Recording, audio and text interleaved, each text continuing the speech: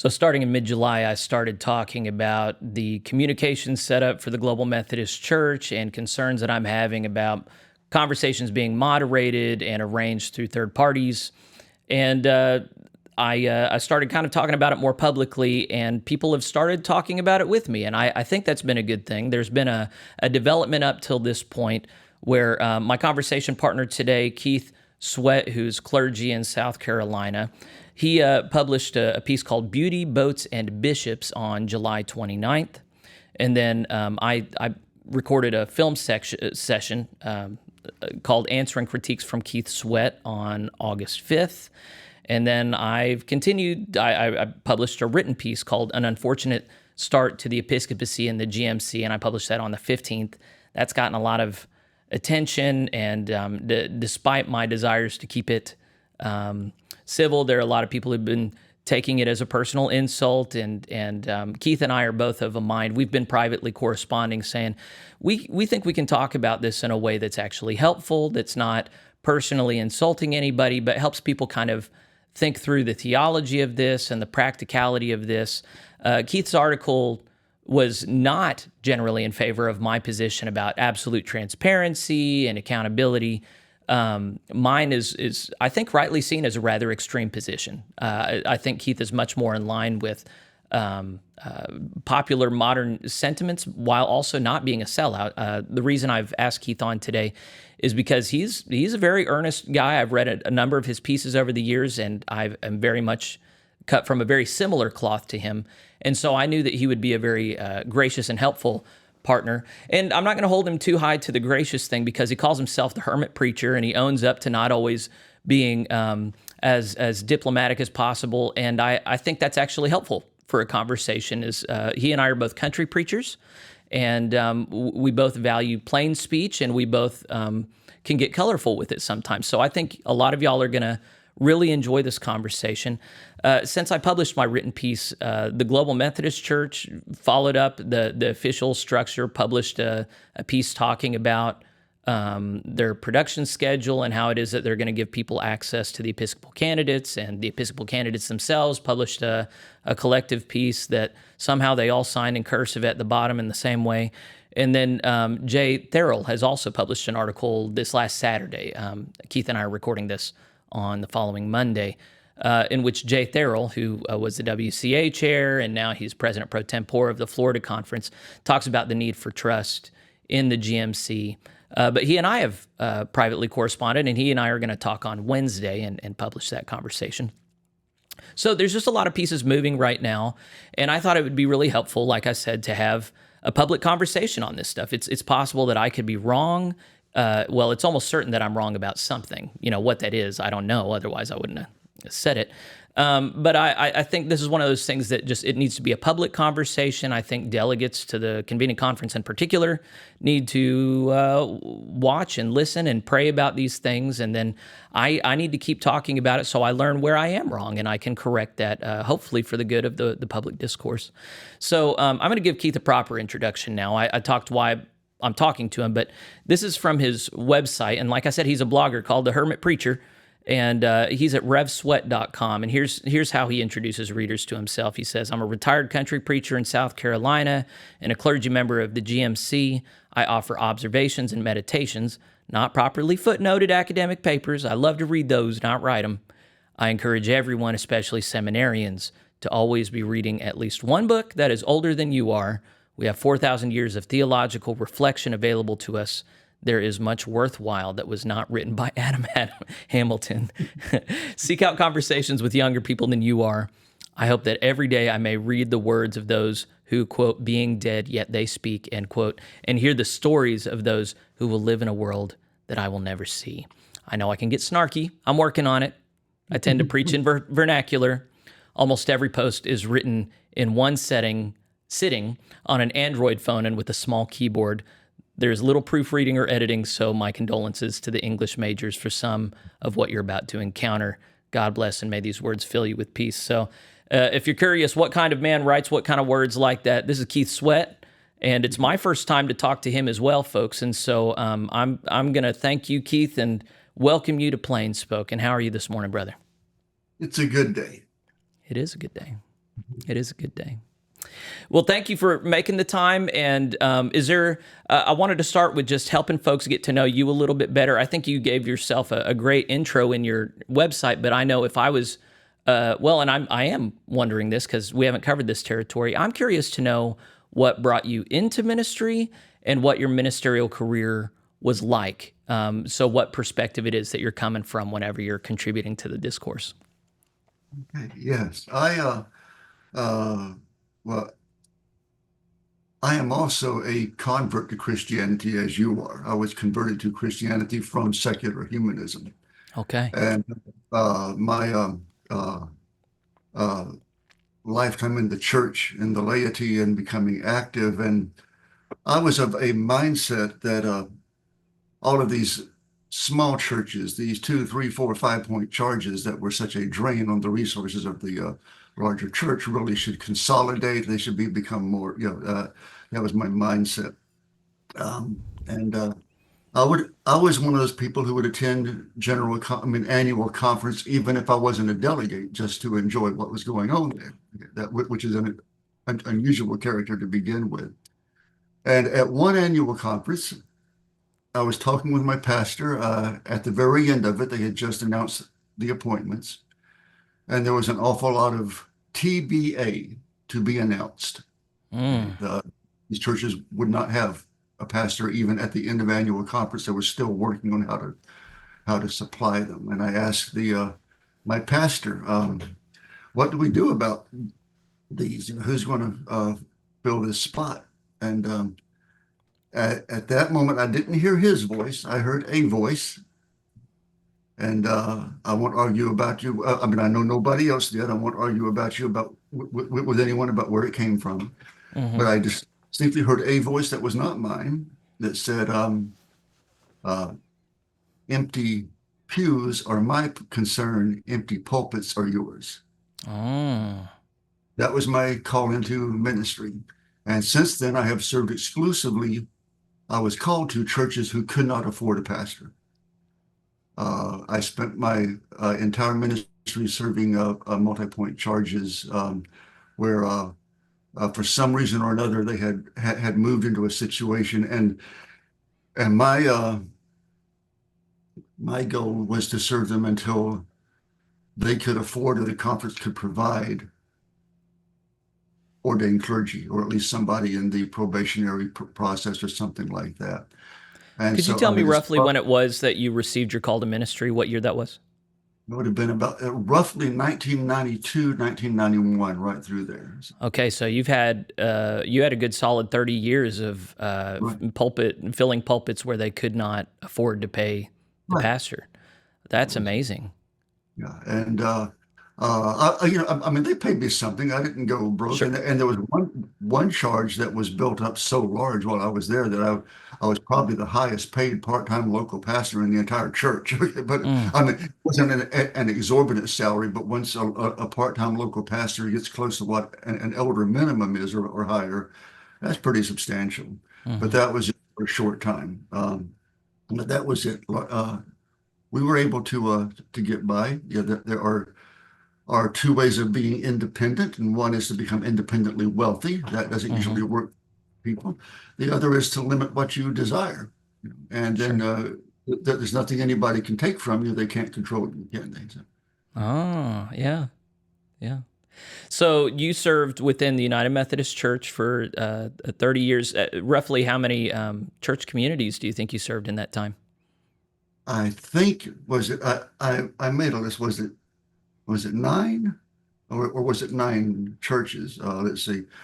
We had well, my longest stay was about 8 years, and Okay. that was very long for me because I still appreciate the itineracy. I think 3 to 5 is plenty. Okay, so Mhm. several of them were 3 years and some were 5 years, and um, yeah, that was but I've forgotten the number. So things that the audience can assume, I think about, well, things that I'm going to assume, you and I, neither of us particularly are concerned with big churches, big budgets,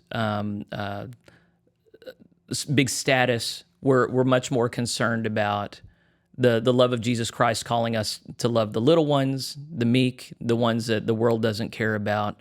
We're much more concerned about, especially this phrase at the end, if you learn to be, how I would summarize what you said is, if you learn to be content with what you've got, then they don't have control over you. So very much valuing independence and integrity. And so out of that proceeds not just your ministry, but your blog. How long have you been blogging? Well, I think I started that. I know I did in 2016, just as I was about to leave the United Methodist Church. So you left the UMC in 2016, 2017? I announced that I was going to leave in 2016. I agreed to fill out my current appointment, and that ended in the summer of 2017. So what did you do in the liminal period between that and joining the GMC? I spent, well, and that's why I'm a hermit preacher, you see, is because I did not have a community as such. So sort of a wanderer. And the Anglican church down here did a good job taking in my family and feeding us spiritually, and being very supportive while knowing that we would not be permanent residents there. And also the local Nazarene church, we spent a lot of time going back between the Nazarenes and the Anglicans, and also visiting United Methodist churches around the state. I probably visited more than our bishop did. Okay. But that became rather painful the more it went on. That was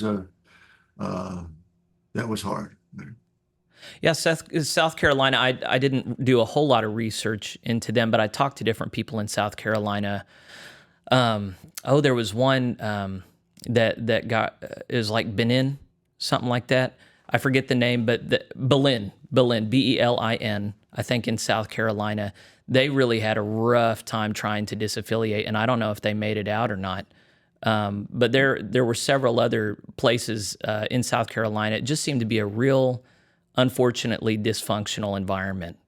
The bishop here decided that, like United Methodists tend to do if they want to, that the process did not apply for our context. So, and he invented his own thing.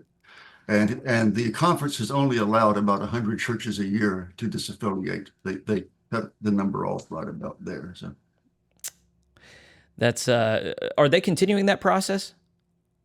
They have announced that they will continue it for this year unless the Judicial Council prohibits it. Okay, all right.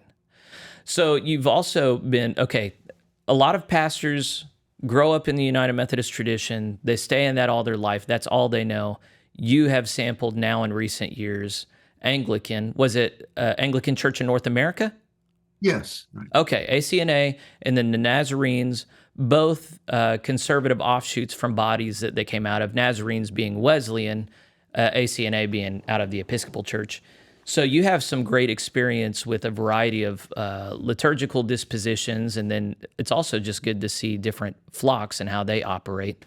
So one of the things I'm noticing about you, though, most people I know, I'm not going to assume how old you are, but you have a big white beard. So if you're of a certain stage in life, and most people I know who are at your stage in life are kind of done working hard, kind of done, but in your profile or your introduction, you say, I know I can be snarky, I'm working on it.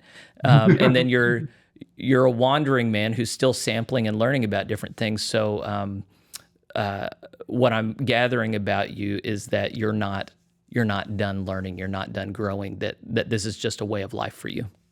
Yeah, mercy, I hope not. I think Wesley's work on Christian perfection, right? And I've always said about that work, I don't think he ever finished it. He was still working on it. The last copies we have were not his last word. I think he was still learning, still trying to figure out how to present it. And that's the case with me too. Anything at the end of any of my essays, with that there probably ought to be a giant question mark. That's where I am. That's the kind of humility that I really value. I'm going through stuff in the local church right now where it would seem a lot of them want me to exercise or feign some kind of false confidence. And, the more stuff I learn, the more I get the feeling that I don't know as much as I need to. And so I really I enjoy talking to other people who, here's what I think I know, Here's the research I've done. Here's how I reckon through this. And I feel like I can figure things out with people like that. And that's why I was so confident about today's conversation. I haven't felt, I mean, even whenever you critique the ideas that I was putting forth in writing, I just knew that your spirit is not, if you read the ancient fathers, Jerome was a saint, but he was not just a grumpy saint. He was straight up mean sometimes. And you've never crossed that line into meanness. You'll use some hyperbole to kind of help people see the silliness of a given idea. But I've known that if you and I talk, that we can exchange different ideas without it being too personal, because both of us are humble enough to have that exchange. And before we talk about the topic that we're planning on talking about today, you brought the conversation briefly to John Wesley and how he was continually growing till the end. I'm just kind of curious from, I don't know, not an academic standpoint, but I think about it all the time, where it was that John Wesley might not have been right, that it might be good for the global Methodists to reflect on at this point, even as we try and reclaim a lot of the vision that's associated with him. Well, I think that he he answered a lot of that for us in the way he arranged his sermons into the 3 volumes. There was a lot of stuff in those outlier sermons that he says, they probably needed more work, or if I did it again, it wouldn't be this way.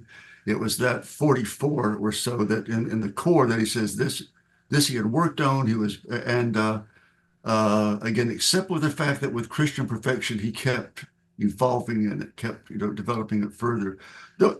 Those he feels are pretty much set, okay, by the time he published them. The rest of the stuff is things he was still working on too. A lot of things in the way he addressed some of the Calvinistic theology, and certainly I think that the comments about communion being a converting grace, that's way out into something where he was talking about how, perhaps that even a pagan could be converted just by showing up for communion.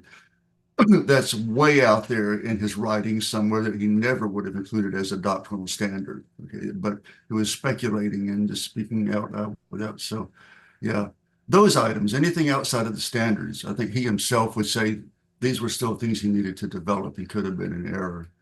The abbreviation, the abridgment of the Book of Common Prayer, I don't think that was a mistake of his. I think it was a mistake of ours to think that he meant that to be the foundation of our doctrine.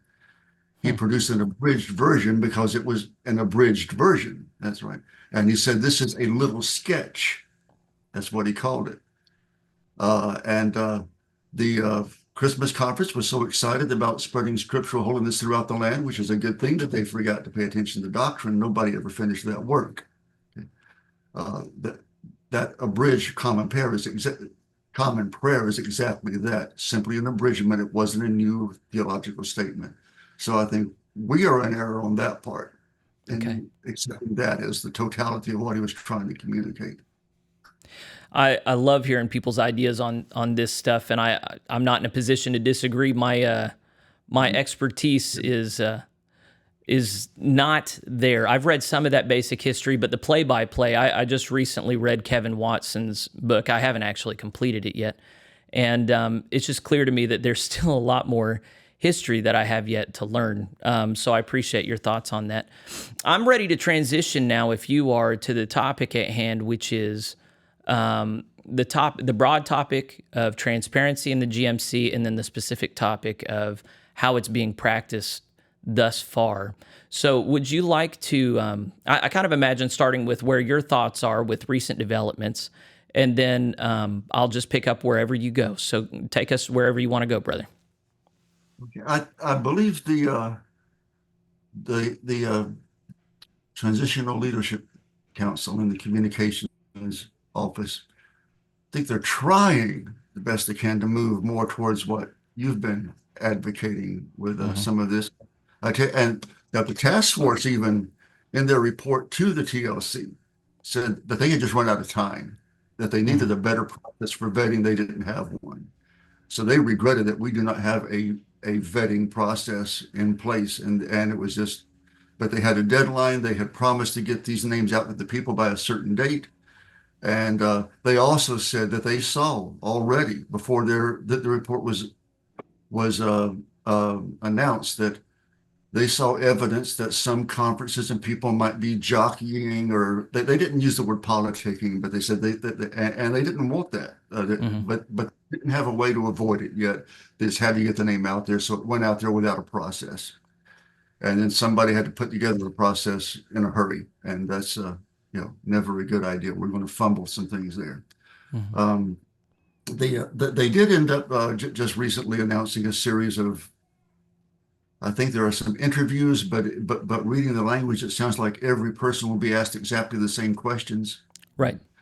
And then they have some podcasts lined up. I'm not sure what that's going to look like. We'll find out later. And they'll put out some other information, make some availability. I think that might be moving closer to where you'd like to be. It's certainly not there. I think that and I proposed in my article that information at this point, I don't think is helpful. I mean, I don't find what you say after you're being considered is not Hmm. where I would start the process, unless Hmm. what you're going to be doing is pointing me back to a body of work that says, this is what I said then, and this is what I Hmm. did then. See, I'm not so concerned about uh, what you're going to do. I want to know what you did, and not what do you think, but what did you say? You know, unless these things are going to be pointing back to that, for me, and I'm not a delegate, but for me, in evaluating people like that, uh, I want to look. It would be just as well if they just were quiet and somebody said, "Here's their body of work," you know, because the the task force in evaluating these people, Hmm. they didn't look at the resume and say, "Oh, this person is enthusiastic about Jesus Christ. I think we need them. Isn't that great?" They looked at a body of work. There was something they did, uh, uh, something that they observed about them when they were establishing a church, perhaps Hmm. from scratch, or something they wrote that helped solve a problem and brought some peace. And whatever that body of work is that they were looking at, that said, this person really has the spiritual gifts and quality to be a bishop. Hmm. That's the body of work I would be interested in seeing. So uh, don't give me a resume that says the person is in love with Jesus Christ and likes to spread the gospel. Show me where they did it and Okay. point me to where I can find that. But anything you say now, unless you said it then, I'm not interested. Well, okay, that's a great way for us to lay out the groundwork here.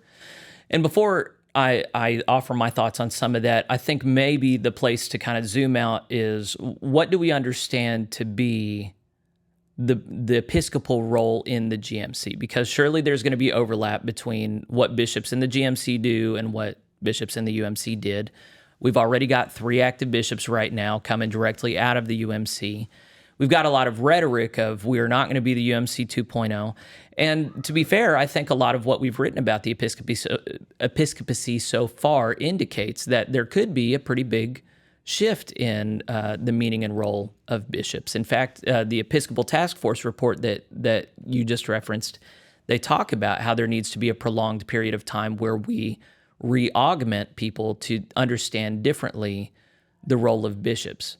What I've understood that to mean is that those who've been leading the conversation are largely in favor of a more itinerant general superintendency, where in the United Methodist Church, they had like a conference office, a center of power that they operated out of, and the district superintendents and other cabinet revolved around them. And then the churches were in connection with them that way.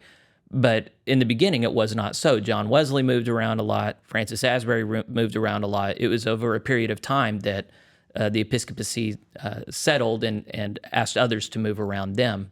That's a little too simplistic. But what I sense is, at least with the TLC plan, the Florida plan is different. It's still largely centralized. But with the TLC plan, they're imagining bishops being on the move continually through 3 or 4 conferences while also presiding in different gatherings. And in that sense, they see the role of bishop being much less administrative than we saw in the UMC and much more charismatic, interpersonal, dynamic. So, what I've understood broadly to be the case is in the United Methodist Church, other than what I would consider some diversity hires, they largely promoted pencil pushers, really good administrators, people who had already played ball for a couple decades and jumped through the right hoops, and then the administration apparatus liked them and got them in position to keep the machine going. Within the GMC, it seems to me that we're looking for charismatic, dynamic, interpersonal, big personalities that can make a big evangelical difference, which to me indicates, I mean, yeah, there's that rhetoric in the UMC, but that's not what they've got. But in the GMC, I think that really is the intent. So the way I'm connecting that to what you've just said is you don't care if they love Jesus or whatever the phrasing was, but it seems like those things, how vibrant and charismatic their faith life is, corresponds much more with the Episcopal role in the GMC than in the UMC. So what I'm hearing from you, I think, is that you care much more about doctrine and belief, but I think the GMC is promoting a scenario where doctrine comes second to personality or charisma. So dive into that wherever you want. Yes. Okay. Well, I see. Not doctrine alone. I mean, I am looking forward to a church that is growing and more welcoming of the charismatic movement. If that's what we're talking now. If we're talking about personal charisma, yes, that's what I'm talking about. Then that I'm not concerned about at all. Okay. That's yeah. I don't care about how well you present yourself in an interview. I mean, look at me. This is the best I can look. I'm sorry. That's it. So. I think you have. So there is. How can I talk about? I think you are very easy to listen to, and you have a charisma of your own that even. Just recently, there was a piece that I published it like 4 months ago, but people have been going back to this stuff with Bishop Carter and Tom Berlin and just going, these guys are boring. But the way that they talk is soothing, and they're saying words, but I'm not sure what they're saying. And that's the kind of corporate bishops that they've got in the UMC. Now, with you, someone might look at you and go, he looks like a boring person, but as soon as you open your mouth, you got interesting things to say. I actually think a big white beard indicates that a person is interesting.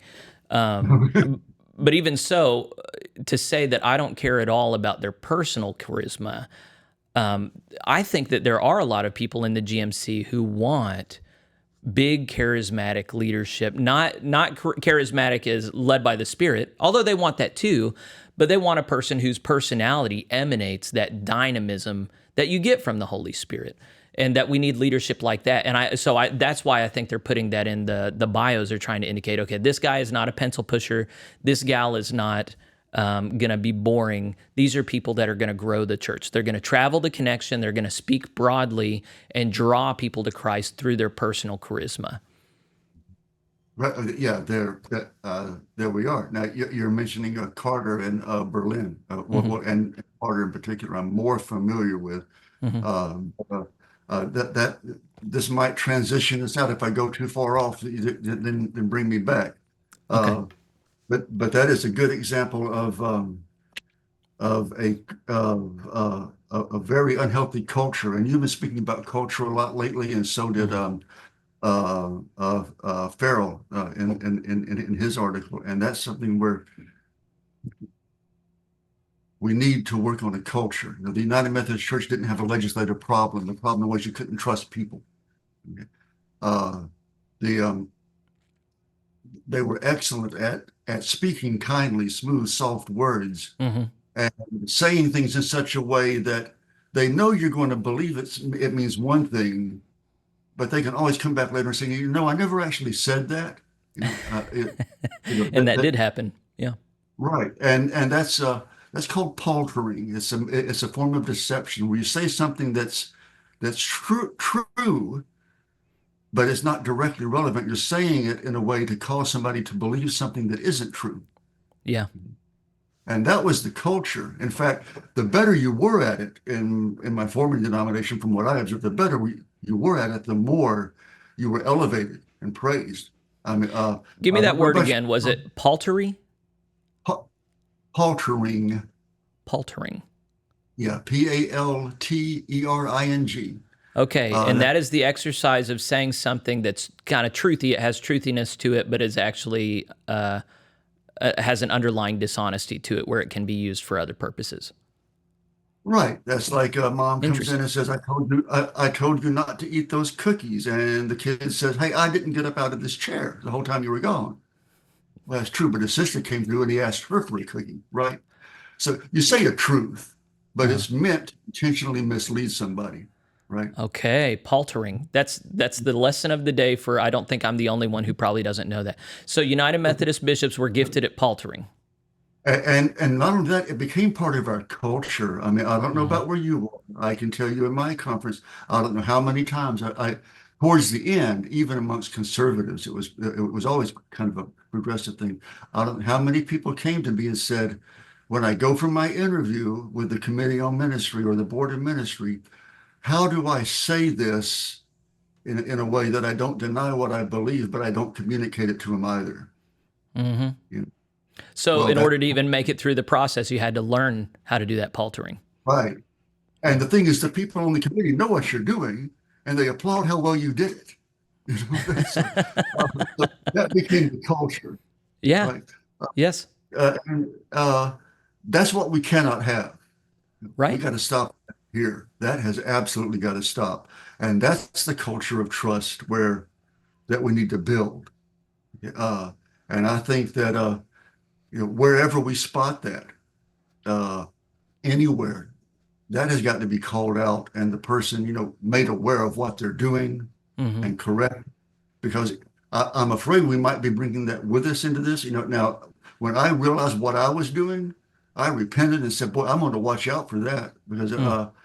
that's not right." And we need to help each other get through that.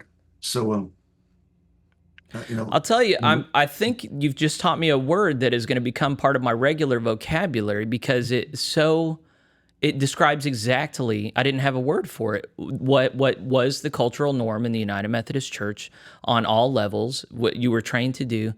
And I've had this idea in my head. I'm gonna talk about it more, but it's not Animal House, it's Caddyshack. I forget which one it is, but Rodney Dangerfield goes to the country club, and even though he's got tons of money, they hate him because he doesn't have it in him to do this fake, phony upper class act. And I've been connecting that in my head for a long time. I'm not a Donald Trump person, but it's been strange to me how much people hate him for reasons they can't understand.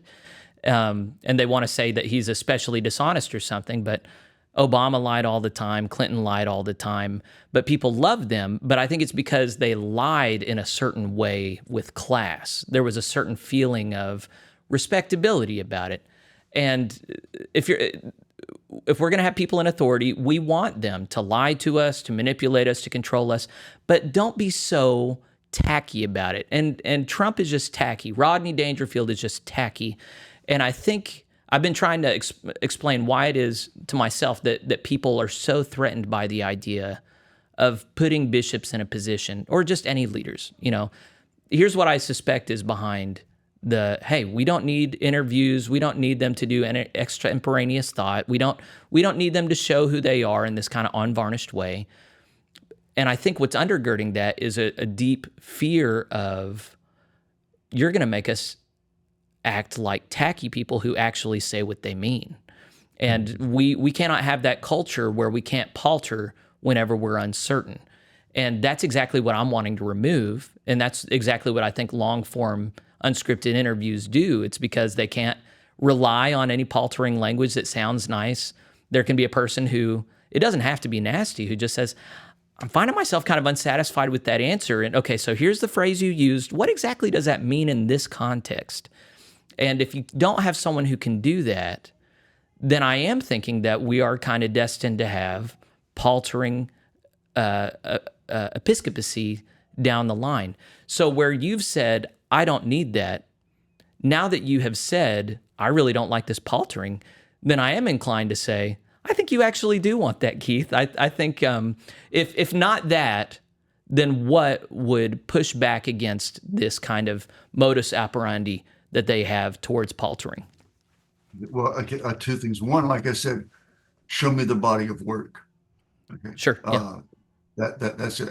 And that kind of prevents it. What did you actually do? Not what will you do, what did you do? Sure. I think that's there. And the other is uh, in the in our former denomination, you could get away with a lot of things. You could deny the divinity of Christ. You could promote any kind of lust or licentiousness and participate in it. Mm-hmm. But there was one thing you absolutely could not do that even the most prestigious person would get called out for. You did not touch the money. You do that, and they come down on you hard. Mm. And I think the way they treated somebody messing with the money is the way we need to treat honesty and integrity. Because what we're talking about, what you're talking about, and I'm talking about, and what most of the GMC is talking about, is really about holiness. We want a life of holiness, and we're coming out of a corruption and things, and we are really learning it together also, and we all need to help each other, correct each other, and all that. So I think that in any case where somebody is found like that, we need to treat that just as hard. We're going to help you out. We're going to point it, but while you're doing it, you're not going to be in charge of anything. That's the way it was with money in the UMC. That's the way it needs to be with honesty and integrity in the GMC. And I'll give you an example you might like and might get a lot of people angry with me. Let's do it. Okay. When the leadership called for nominations for bishop, they had language that was very clear that this was an interim 2-year, right? That they should not expect to serve beyond 2 years. And in a couple of places in that process, it makes that clear. And in one place it says, no interim bishop. No, that's not it. But anyway, it says unless it says that they cannot stand for reelection. Cannot. It's mandatory language unless there is a 2/3 vote of the conference. Well, Right. that language really wasn't necessary because at a general conference, if you have 2/3 of vote, you can do anything. Okay? It's instead of being 2 steps, it's 1 step. Okay. If you got that much vote, you could do it. So they're really saying they don't want it to happen. What they did was set the bar as high as possible Okay. to keep it from happening. Okay. They recognized that general conference could, so they documented making it the highest possible standard to do that. They do not want these interim bishops to serve past 2 years. So if we want to change the Constitution, do we only need a 2/3 vote? Oh, no, the Constitution would require that the conference plus all of the annual conferences. Okay, so. Okay, same as the UMC, but is it still a 2/3 margin? I don't have it right before me, so I'm not positive. That's but I fine. think that's I'm gonna keep going with your argument. Go ahead. okay. Yeah. So if we have anybody among those nominees who is anticipating running or being available in 2026, and they haven't said so, because the default position is this is a 2-year appointment and that's it, and you do not run again. That's what they wanted. Yeah. And if it had been different, you probably would have got more than 14 nominees because a lot of people would have been nominated. The nominees would have been different. So anybody that has put their name forward is in the position of assuming the default that this is only a 2-year appointment. Yeah. Okay. If it's different, they have an obligation to speak. Okay. So if they would make themselves available in 2026, also they need to say that now. If they don't, that's what I would do. Yeah. So it's not, hey, are you secretly planning on continuing forward past this? It would be more of a, is this something you're open to, or are you committed only to 2 years and no more, no matter what? Right. Well, we have one candidate who said point blank, 2 years only, I will not allow my name to go forward. Say who that it was. Who said that? Jeff Greenway. Oh, okay. And we have one more, and I would have to go through my file to see which one it was, who addressed the interim nature thoroughly in his, about a paragraph on the interim nature. So you would think he's saying that, but he didn't exactly. He left some room. Okay. Okay. So I do think that, yeah, uh, if anybody is considering going beyond 2 years or being available for beyond 2 years, they have an obligation to say so now. Interesting. Otherwise, otherwise, I think that is a deception Okay. I'm not because against that at all. the clear intent is 2 years only, Yeah. and they make it extremely hard to for anybody to get around that. So, Well, yeah, and there's some people who look at that 2/3 margin. I mean, in my mind, if they had said a 5/6 margin or 7/8, then I might be different. But getting 2/3 of the body to say, they haven't been the worst bishop, let's have them again. That's not very hard. So incumbency is a force that is already known to take place politically. And if we have 2 years of growth and flourishing under people that can run again, I just don't think it's going to be hard at all for any. I mean, they would have to do something so bad not to get that 2/3 margin. So it's just kind of if they get in now, then it's in the bag really for at least 8 years. So that's not something. I don't know. Part of me wanted to, like, if I had gotten these candidate interviews, and I've given up on that now. Like, when I wrote my article, I created a stink around it. If I was them, I wouldn't want to interview with me. But that is something that I think they need to be pushed on, that the current medium is not going to do. That they're not going to put the candidates in a position to answer that flatly in the way that you and I would like. I want to rewind a little bit to the reasons why it is that you care more about the past than the present. Mm-hmm. And it's interesting to me because I'm different. The reason I like you is because you can change based on new information, and that you're not a stick in the mud. You haven't staked out a position and here's how I'm going to be, and I'm not receiving new information. And I want leadership that can do that, and a lot of things change. I mean, this is tied to the other thing I was going to say. There are a number of people who were conservatives with integrity in the United Methodist Church until they became bishops. And a couple of years later, people looked at him and went, what happened? My own former bishop had good friends in West Texas that said flatly, I don't know who this guy is anymore. And there is something that happens and I don't know if you probably know a word for this that I don't know, but there's something that happens whenever a man or woman gets placed in a new position of authority, where if there is not a proper check on their authority, they are extremely and relatively quickly changed. And so, the parts that I'm interested in their past is not necessarily their theology, because a person's theology can change and that's their prerogative, but it's their integrity. And that's really hard to manage an assessment of. It's much easier to do an assessment in the moment of, okay, tell me how you're doing calculus. I'm going to paint a portrait. You tell me what's wrong with it. Let's sift through some new and changing information. And that shows me that they have a working brain, that they have a humility to reconsider their position, that they can innovate and adapt as need be. And then it also shows I want people who have already done the hard work of sanctification, such that they're not insecure about people scrutinizing them. People who have already done class meetings and had people inquire into their state of their soul, and who see that as a loving thing, not a threatening thing. And so all of that can be done in an unscripted, prolonged, long-form interview. I'm not sure how any of that can be assessed outside of a long-form unscripted interview. Well, I think we look for how can they be moved on an issue? Well, let's look, where were they moved on an issue? Okay. And what sources of authority did they use to get them there? Ooh, yeah. So that's where I would say it could be found. It's yeah. So are you thinking that sort of question right there could be asked by The primary interview that's asking them all the same questions is Diane Burnett, who's the Chief Communications Officer of the GMC.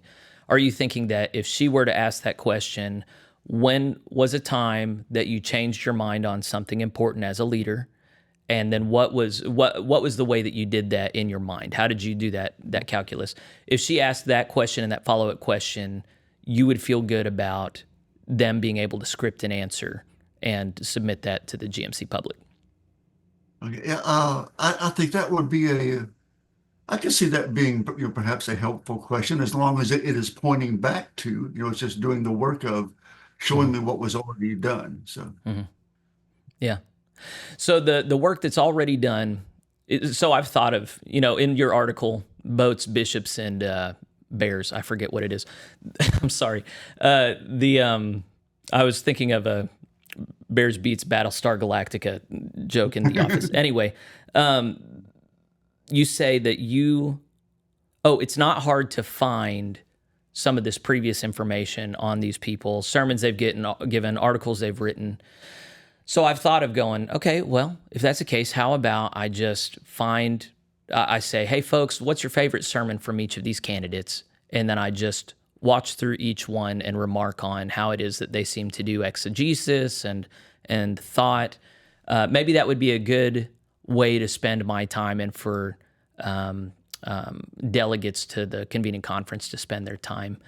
I'm just trying to think of, as delegates, I can't help but just get down to brass tacks. If I were a delegate, I have to review all of these petitions so I know how I'm going to vote.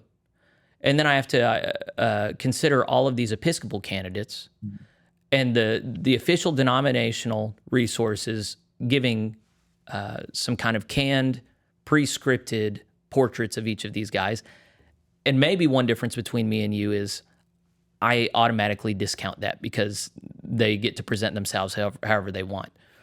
But I realistically, if there are a limited number of hours in the day and there's a month between now and the convening conference, then I don't have all the time in the world to research these guys. I need something that gives me a portrait of who they are, an unvarnished portrait, and lets me see who they are in a place where they can't be in charge of how they're presented.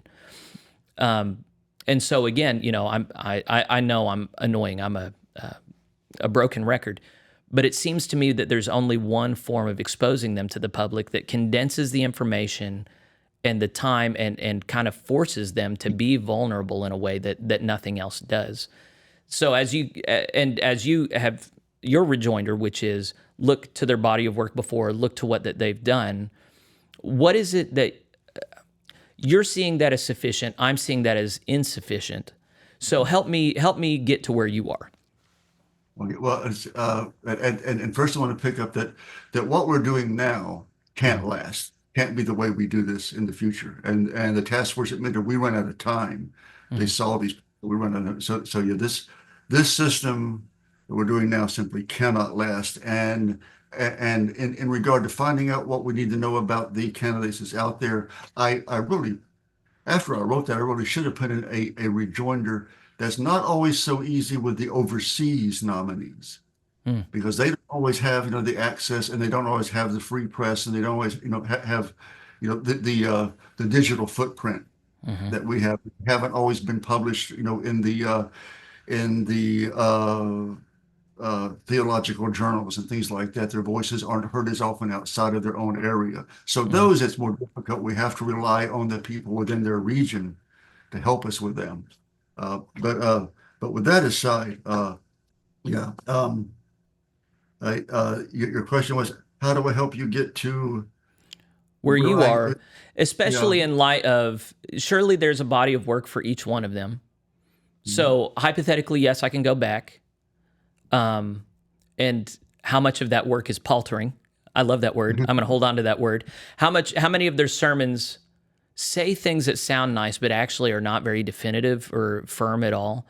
And then what that they've published, how rigorous is it? Of what integrity is it? All these things are very hard to assess within a small period of time. So the primary concern, the first concern is it's hard to do well. Secondly, it's impossible to do in the short time constraints that we've got. And so why should everybody be satisfied with that when there is this hypothetical option of not compelling them? Nobody should have to do an interview that they don't want to do. The problem that I had was that immediately communications got involved and said they're not doing interviews outside of using us as a middleman. And that's where I'm going, this ruins everything. Each candidate needs to answer for themselves and say whether or not they'll do an interview, and then let that speak for them. So I don't want to, I anticipate you just want everybody to talk to you. You just think everybody should be on PlainSpoken. No. I just want people to know who's willing to be vulnerable in that way to me and my audience and who's not. And I think that could be really helpful. But if the argument is that's not helpful and that should not be a norm, at least, and I hear you saying maybe in the future it could be, but for right now, we're not doing things the way we're always going to do things. So just here and now, we still got a month in between, a little bit more than. So I'm still thinking that there's time for all 9 to just say, okay, I am going to be my own person and I will speak to whoever I want to, and I'm going to make myself as vulnerable or not to people. Hypothetically, they could all change and say, okay, we're not going to have a middleman now. I would love it if they would do that. I think you and a lot of people are okay with them not doing that and continuing to use the communications office as an intermediary who figures out what they're going to talk about and not, and arranges all this. I'm not, a lot of people have argued with me. I'm not changing yet, but I think maybe you could. I need to be open to the possibility I'm wrong and somebody could say something that helps me see something different. You're pleased with the potential work that could be done when looking at their past, and maybe I'm missing something so that I could be pleased with that as well. Well, no, I think, and the task force itself, you recognize this, they ran out of time. This is not going to be a good process. Which is why that 2-year limit is so important. That this is it. Okay.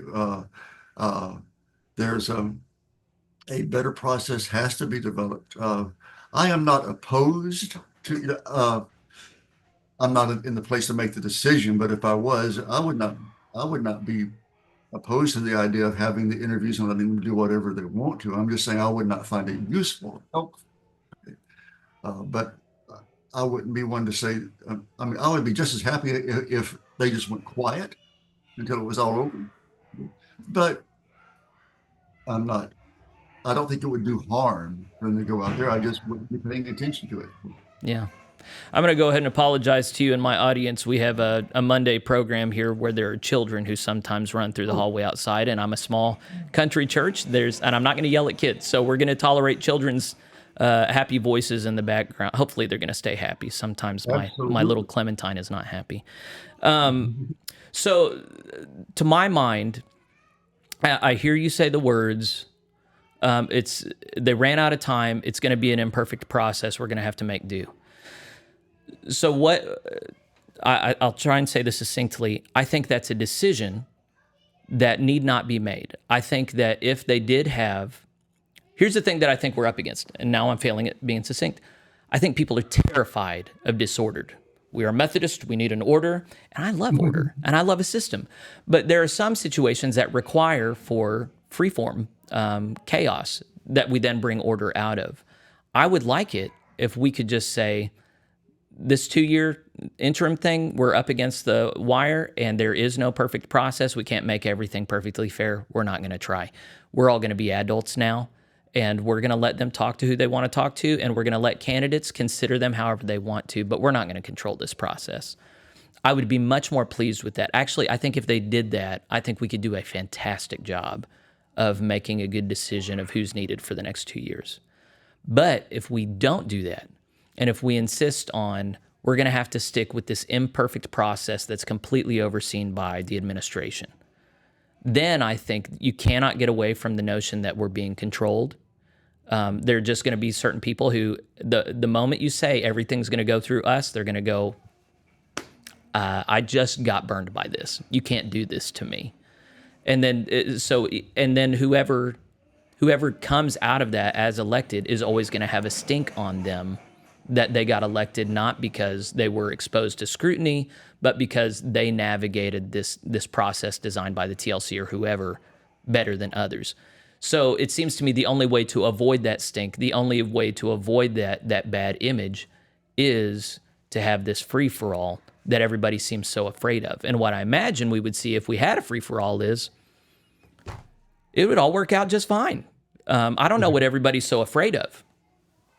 Well, I guess from the names I see out there, I honestly would be in favor of just pulling, 6 names out of a hat. Seriously, that would be fine. I mean, once you have identified a group that is that you say has the qualifications of bishop, well, then, to me, take away the real politics, take away the block voting, the prejudices, and all that, and just if all of them are qualified, then just throw 6 names and let that be it. Okay, That would be I wonderful. sincerely like that. The Matthias principle, from the Book of Acts. That was it. Oh, sure. We have people who are qualified. Okay, so Throw the dice. let's take ourselves out of it. But um, I had written a note here, Do it. and then,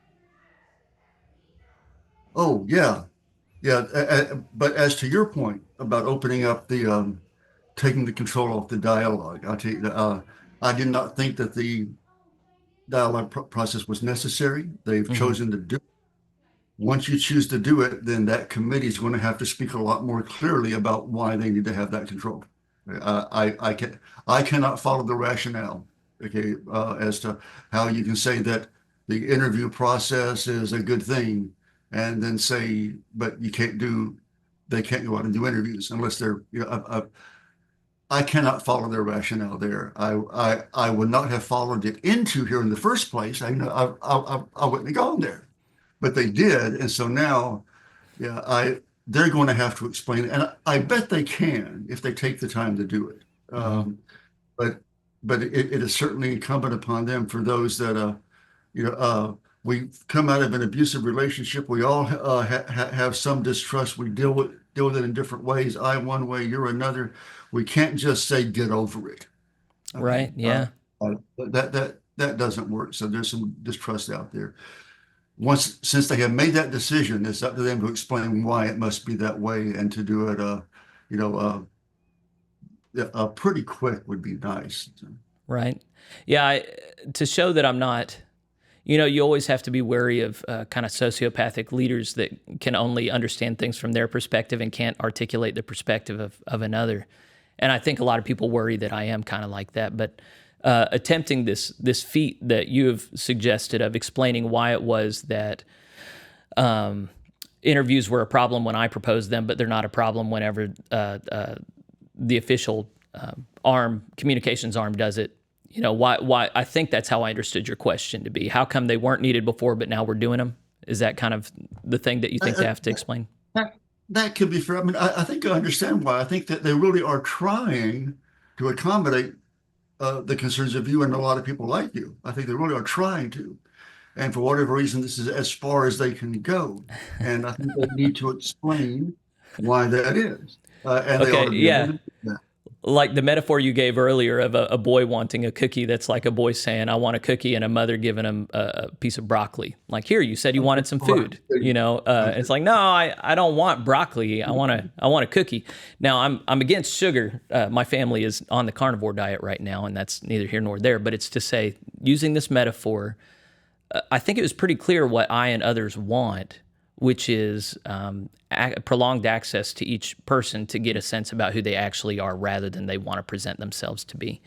And I think I've been heard on that. I'm still trying to articulate and understand what it is that the institution is so afraid of if they allow for that, and what it is that they think that they're giving by offering. I think they think they're just throwing us a bone, but there's, and what we saw in the United Methodist Church is compromise can sometimes be more insulting than just sticking with a principled position. And so that's where I think we are right now, where they're trying to, I'm going to use some kind of stronger language, but they're treating us like children that have to be appeased rather than informed adults that just want some information. And so I'm hoping that there can be a way going forward where Like I've said, I've already given up on this for me, but I am hoping that they can say, going forward, we're not going to have a middleman in conversations. We're going to have a communications department. We're going to have an official wing that does all this and puts out information that you can rely on. But we're not going to tell staff and other people attached to the GMC structure who they can and can't talk to. We're not going to. I'll tell you, I'm embarrassed for people whenever I write to them and they say, "Oh, you're going to have to go through so and so to talk to me." And I'm going, I don't understand you, man. Like, I respect you so much. Why would you defer to somebody else to whether or not you can talk to me? So is that a kind of generational divide, do you think? Or what? How do you account for me finding that so embarrassing for people, but other professionals finding that entirely appropriate? Okay. No, see, I don't see them as throwing a bone. I really do think that from their perspective, and Hmm. I try to get inside the other person's head the best I can. I Yeah, think good. they really are sincerely, trying to meet that desire, but they have reasons that they have not expressed very well, okay, that they feel like they can't go all that way. Hmm. Okay? And uh, so far from what I've read in both the communications director and the nominees who put out their own statement, they just don't quite go that far. So Yeah. I cannot help you be comfortable with it because I understand what you're saying, Hmm. and I can't say get over it. I mean, I am comfortable with it, and Hmm. and I don't know how I can get you to where I am. We may Okay. just be in two different places, Yeah. uh, but yeah, And that's it's okay. I just, and odds are you and I are going to talk more after this privately, and you might come to something or I might come to something. The conversation is ongoing, but the primary purpose of this was not change Jeffrey's mind. It was model what a reasonable conversation looks like in the midst of disagreement. And I feel like we've done that okay. Do you think that there's anything lacking from this conversation that you think we need to offer before closing it off today? I think we've yeah, if there is, I don't know that anybody could handle it. It's been Well, do you think that people could handle a closing prayer from you? absolutely. All Yeah. right, go ahead, brother. Let us pray. See, uh, Heavenly Father, we do give you thanks for the church that you have left here uh, amidst changing and troubling times, and Mm, always faced with new tasks. Lord, we trust that you would uh, fill us with that same old spirit that has guided the apostles that spoke through the prophets. Lord, uh, give us that prophet's desire for justice yes, and the apostles' love of mercy. yes, Lord, we thank you for all those that have a voice. Lord, we ask your blessing upon Jeffrey here in that when things get hectic and busy, that you would send upon him just a cloud of peace mm, surround him. Keep far from him any troubling spirit and from his family and from his church, mm, that the place where he speaks might continue to be a gate of heaven. We pray that, Lord, for all of our churches, especially those who gather and worship in places much less safe than we are this morning, mm, Lord, and that the spirit that is with them be with us and give us the courage to yes. take your word forward to a new generation. And all this we ask in Christ Jesus' name. Amen. Amen. What a fantastic prayer. Thank you for offering that blessing, brother. Friends, sorry, what'd you say, Keith? It's been fun. Yeah, it really has, and who knows? We might just do this privately on our own again. I've just really enjoyed the spirit of our conversation. So, and friends, if you've enjoyed it and you've benefited from it, I'm sure Keith would be happy to come back on and minister to you a bit more. So just let us know in the comments how you received this. If you feel like that you understood something complicated that we didn't, might be better to send it in a private email. So you can find me. Where's my email at? Right here. Oh, here, I got to get on this screen. PlainSpokenPod@gmail.com. That's where you can write. And I'll let Keith know any ideas that you have for him. Again, you can follow Keith and his thoughtful writings at revsweat. Is it com? Yeah, revsweat.com, SWEAT. And I'll put that in the show notes for you as well. And then if you just want to Or stay, do a Google search for hermit preacher, and I fill the page. So, okay. oh, right. Yeah. Yeah. So you know how to follow Keith. And I hope you feel like you know how to pray for him and for me and for the Global Methodist Church. We're figuring all this out in a quick way. And so just be in prayer on your own, and then let me know where it is that you think that I can grow, because I want to be vulnerable. I can't call other people to be vulnerable when I'm not being vulnerable. So we just appreciate you spending the time with us, and God bless you as you participate in your covenant body. And just sign up and subscribe if you haven't already, because I do interesting stuff like this all the time. So stay tuned. All right. Keith, thanks again so much, brother. Thank you. Yes, sir. All right. Bye, friends.